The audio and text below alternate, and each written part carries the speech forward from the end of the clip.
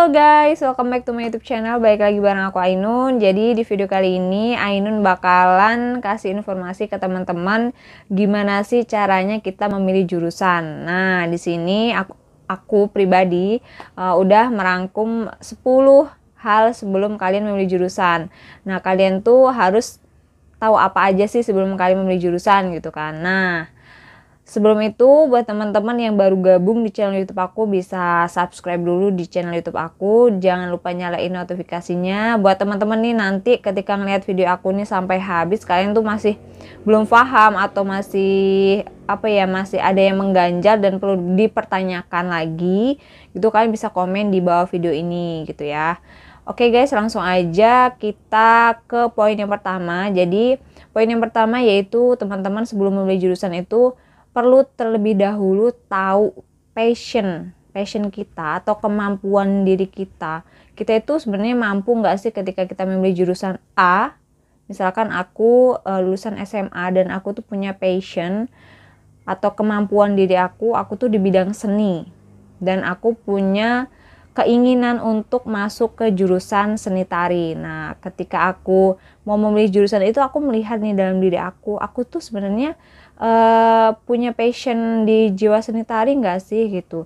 Atau mungkin kita bisa meng-cross check diri kita ketika kita semasa SMA, mungkin kita pernah mengikuti eskul tari, terus mungkin kalian bisa melihat diri kalian pernah ikut kejuaraan mungkin seni tari gitu, karena itu bisa membuat kalian tuh flashback dengan diri kalian bisa melihat kemampuan diri kalian. Oh, saya tuh mampu loh di seni tari dan saya tuh pengen menjadi seorang seni tari yang handal mungkin, atau kalian pengen menjadi seorang guru seni tari yang profesional gitu. Nah, kalian bisa memilih jurusan seni tari berdasarkan passion kalian gitu kan. Nah, itu yang pertama ya guys ya. Poin yang pertama itu kalian kalau mau memilih jurusan sesuaiin dengan passion kalian gitu. Oke, untuk poin yang kedua, di sini aku udah merangkum ya guys ya. Aku bacain poin pentingnya. Jadi yang kedua, kalian tuh harus mempunyai minat dan bakat gitu. Minat dan bakat kalian gitu. Jadi ketika kalian di SMA, kalian punya minat kalian tuh di bidang seni tari itu ada nggak sih gitu. Dan ketika kalian nanti memilih jurusan seni tari itu, kalian tuh bisa mengembangkan diri di sana gitu. Terus bakat kalian juga harus benar-benar digali gitu ketika kalian SMA gitu. Karena kenapa banyak sekali kata-kata gitu yang sering saya dengar kalau masa-masa SMA itu masa-masa untuk mencari jati diri kita gitu, dimana ya di situ kita tahu kita sebenarnya punya minat dan bakat di bidang apa gitu. Nah, itu suatu hal yang harus kalian ketahui. Misalkan tadi saya sudah jelaskan ke teman-teman kalau saya itu punya bakat di bidang seni tari. Oh ya, berarti bakat saya di bidang tari gitu. Nggak masalah kalau saya memilih jurusan di pendidikan seni tari gitu. Gitu ya guys ya. Nah, itu kita harus melihat minat dan juga bakat kita ketika kita memilih jurusan gitu. Itu 2 poin penting yang udah Ainun jabarin ya guys ya. Oke, next untuk yang ketiga. Jadi yang ketiga itu teman-teman harus riset tentang fasilitas kampusnya. Nah, misalkan tadi aku udah ngasih tahu kalau aku punya minat dan bakat dan juga kemampuan di bidang seni tari, dan aku tuh mau memilih jurusan itu di kampus, misalkan kampus A, yaitu kampus Universitas Lampung gitu. Nah, aku ngeliat nih di Universitas Lampung itu fasilitas untuk pendidikan seni tarinya bagaimana, apakah memadai, apakah fasilitasnya udah lengkap semua, mungkin dari peralatan narinya gitu, apakah sudah ada atau belum, atau tempat untuk latihan tarinya ada atau belum gitu kan. Itu kita harus riset terlebih dahulu, dan mungkin kalian bisa mencari tahu fasilitas kampus seperti itu. Kalian bisa cari tahu di kating-kating kalian atau kakak tingkat kalian atau senior kalian yang sudah pernah mengenyam pendidikan di jurusan yang sama dengan yang akan kalian pilih gitu. Nah, itu wajib kalian ketahui itu. Biasanya sih memang kalau calon mahasiswa atau anak-anak SMA waktu kelas 12 itu memang banyak banget yang komunikasi dengan kating-kating di universitas-universitas yang dimana ada jebolan SMA-nya itu masuk ke salah satu universitas yang akan mereka tuju gitu. Saya dulu juga seperti itu. Saya ketika masuk ke jurusan yang saya pilih waktu kuliah, saya juga mencari tahu gimana sih fasilitas kampusnya gitu.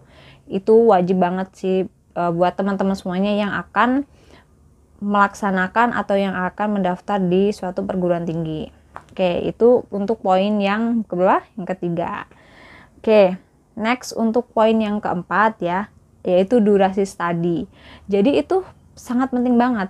Jadi kita tahu nih di seni tari Unila maksimal itu pada lulus berapa tahun gitu. Kating-kating di sana kan bisa tahu lulusnya mungkin 4 tahunan maksimal, ada yang maksimal tuh malah 3,5 tahun gitu, ada yang mungkin lulusnya lebih cepat gitu kan, ada yang lulusnya lambat kah gitu. Nah itu wajib kalian ketahui karena durasi studi di tiap-tiap prodi itu berbeda-beda, dan durasi studi itu mempengaruhi dengan akreditasi prodi atau akreditasi jurusan ya guys ya. Nah itu sangat penting sekali buat teman-teman untuk meriset kembali di mana jurusan atau program studi yang teman-teman pilih itu durasi rata-rata mahasiswanya itu berapa lama gitu kan, kuliah di sana gitu. Nah itu sangat penting sekali karena itu sangat mempengaruhi akreditasi prodinya itu guys. Itu untuk poin yang keempat ya. Nah poin yang kelima yaitu peluang kerja di masa depan. Nah itu sangat penting sekali ketika kalian memilih jurusan seni tari nih, misalkan pendidikan seni tari Unila. Nah kalian tuh nanti prospek kedepannya saya akan bekerja menjadi apa gitu. Itu perlu kalian cari terlebih dahulu. Kalian bisa riset dulu di Google mungkin ya, kira-kira kalau saya mendaftar jurusan pendidikan seni tari, pekerjaan apa aja yang bisa saya dapatkan gitu, yang bisa saya cari ini lowongan pekerjaannya gitu. Itu sangat penting sekali. Kita riset terlebih dahulu jurusan yang kita pilih itu peluang pekerjaannya itu banyak, sedikit, atau memang banyak peminatnya atau sedikit peminatnya gitu. Terus ke bidang-bidang mana saja yang bisa saya lakoni gitu ketika saya lulus dari prodi yang sudah saya pilih atau jurusan yang sudah saya pilih gitu. Nah itu sangat penting ya guys ya. Oke, itu untuk peluang yang untuk poin yang kelima ya. Untuk poin yang keenam, poin yang keenam adalah keuntungan dan konsekuensi jurusan tersebut. Jadi kita harus tahu nih keuntungan saya memilih jurusan pendidikan seni tari. Itu keuntungannya apa nih buat saya sendiri dan buat keluarga saya nantinya gitu. Itu sangat penting sekali gitu. Jadi keuntungannya mungkin teman-teman bisa mendapatkan relasi yang lebih banyak gitu ya. Kalian bisa mendapatkan link teman, link pekerjaan banyak nih, kating-kating yang udah lulus dari pendidikan seni tari yang sudah menjadi orang-orang sukses.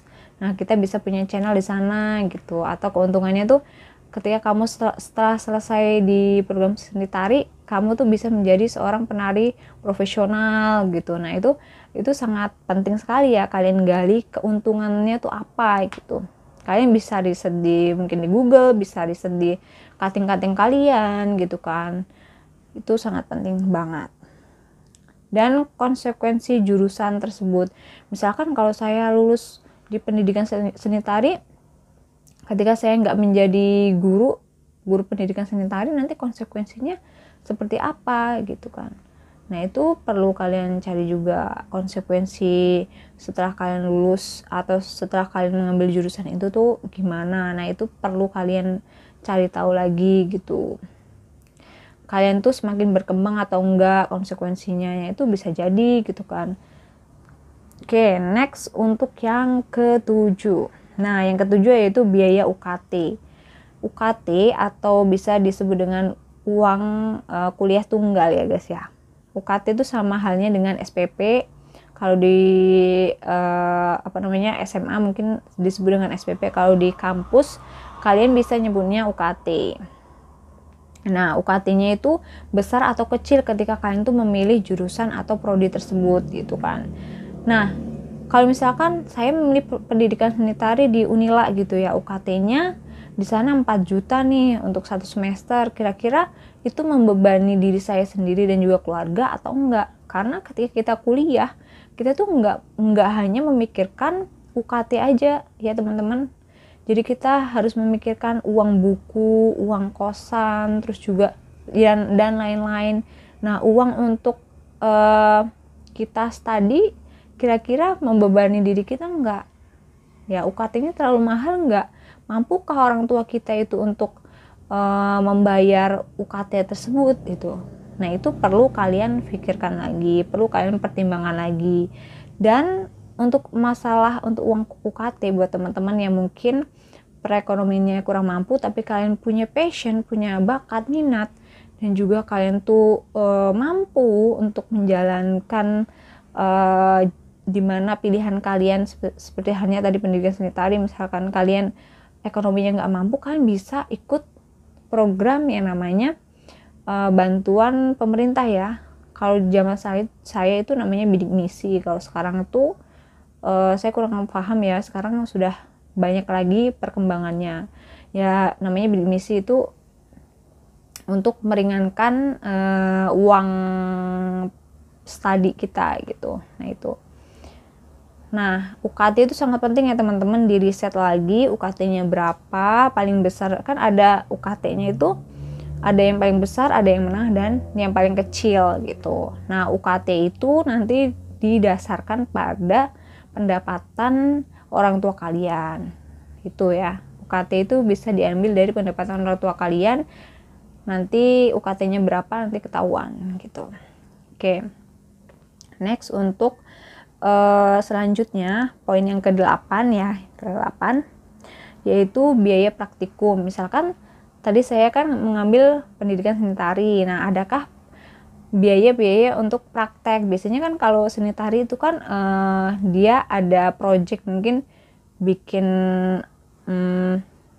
project kayak festival gitu-gitu. Nah, itu perlu nggak sih uang gitu? Biasanya kan kalau kita ada praktek-praktek nari gitu kan pasti mungkin memerlukan biaya tambahan, biaya dari selain dari UKT dan juga biaya-biaya yang lain maksud saya. Nah, itu perlu kalian ketahui. Jadi bisa kalian riset di kating-kating kalian ataupun mungkin tetangga, teman kalian yang sudah mengenyam pendidikan di jurusan yang akan kalian pilih gitu. Itu sangat penting sekali. Jadi biar nggak kaget gitu ketika kalian nanti masuk ke jurusan itu, oh tiba-tiba ada prakteknya banyak banget dan uangnya yang dikeluarin banyak banget gitu kan.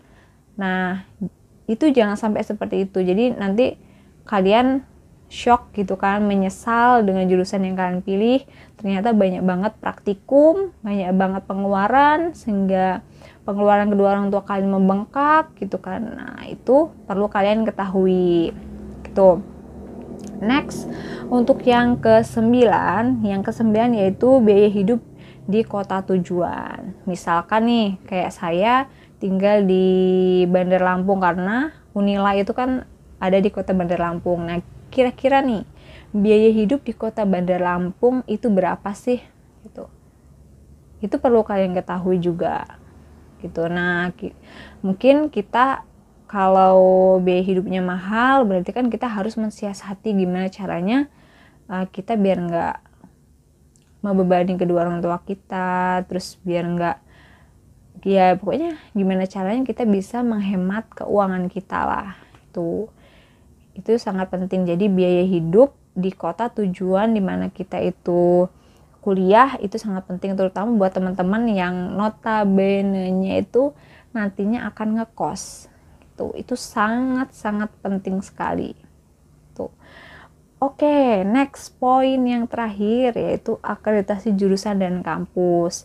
Nah, seperti yang sudah saya jelaskan tadi tentang akreditasi gitu ya, itu sangat penting sekali ya teman-teman, karena akreditasi itu mempengaruhi kalian nanti bekerja gitu. Kalau kalian nanti jurusan yang kalian pilih itu akreditasinya C, kalian ingin bekerja di suatu perusahaan atau di suatu kantor yang emang itu kantor-kantor yang bagus, nah kemungkinan kalian akan tersisihkan dengan peserta-peserta yang lain yang jurusannya itu memiliki akreditasi A atau B gitu. Jadi akreditasi sangat penting sekali buat teman-teman ketahui sebelum teman-teman memilih jurusan. Nah guys, mungkin cukup sekian dari aku. Itu ada di 10 poin yang penting sebelum memilih jurusan. Oke, mungkin cukup sekian dari aku buat teman-teman semuanya yang mungkin belum paham nih tentang 10 hal tadi dari kiat-kiat memilih jurusan gitu kan.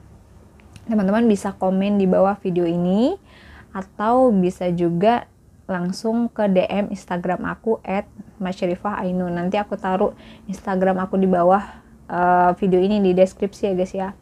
Oke, see you next video guys. Jangan lupa share buat teman-teman semuanya yang emang nonton video ini dan video ini bermanfaat. Dan jangan lupa buat teman-teman yang belum subscribe terlebih dahulu. Jangan lupa like. Oke, see you. Bye.